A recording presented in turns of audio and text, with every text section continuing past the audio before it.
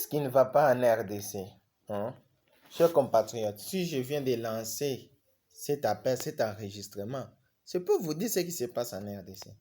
Comment peut-on expliquer? Les églises fonctionnent, les gens partent à l'église, les gens partent au marché, les bus fonctionnent, toutes les entreprises publiques de l'État fonctionnent, sauf les écoles.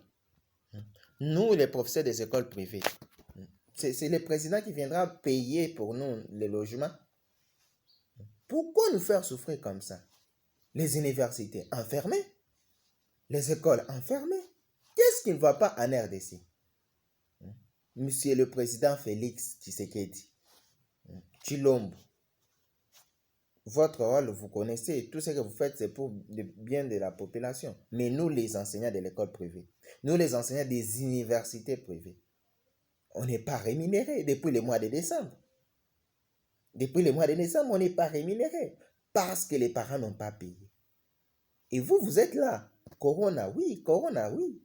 Merci, Corona. Corona est là, oui. Maintenant, qu'est-ce qu'il faut faire? Bloquer les écoles. Premièrement, nous sommes partis dans les congés anticipés. Les enfants n'ont pas bien progressé. Quand ils sont partis dans les congés anticipés, on ne nous a pas encore payé les mois. Et voilà, aujourd'hui, vous voulez que les gens puissent vivre comment? Les gens puissent manger comment? Qu'ils puissent aller voler. Que les gens puissent aller voler. Non, ce n'est pas vrai. Ce n'est pas vrai. On ne te supplie pas, c'est les droits de la population. Félix Tshisekedi, changer tes décisions. Maintiens les couvre-feux. Comment peut-on dire les bars fonctionnent? Les bars est en train de fonctionner. Les gens se touchent, les gens prennent l'alcool en désordre. Ces gens-là ne sont pas contaminés. C'est seulement dans l'enseignement, là où il y a coronavirus, là où les enseignants ne peuvent pas évoluer. Comment ils vont vivre? Comment ils vont vivre? Félix, nous connaissons bien que tu es un informaticien. Nous connaissons bien que tu es licencié en informatique. Ça, je le sais. Malgré l'air on dit qu'ils sont en train de dire, oh, vous n'avez pas étudié. Là, c'est leur problème. Ça ne me regarde pas. Mais c'est que moi, je te demande, étant que tu es le président de la République, change tes décisions. Nous devons enseigner, nous devons continuer pour vivre. C'est ça les métiers qu'on est en train de faire. En dehors de l'enseignement, au Congo, il y a quel métier?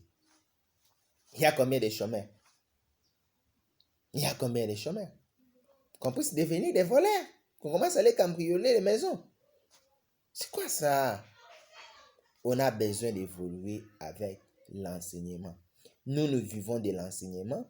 On ne nous a pas enseigné à aller voler. Nous sommes des écoles privées, on n'est pas même de l'école de l'État. Parce que dans les écoles de l'État, vous n'avez pas pu nous engager. Vous avez refusé de nous engager d'abord.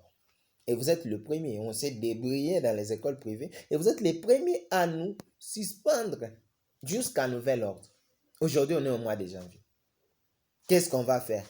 Pourquoi copier seulement, tirer la photocopie de tout ce qui se passe en France? Vous ne pouvez pas vivre vous-même. Vous ne pouvez pas vivre vous-même. Seulement la photocopie de tout ce qui se passe en France. On ne veut pas. On veut évoluer.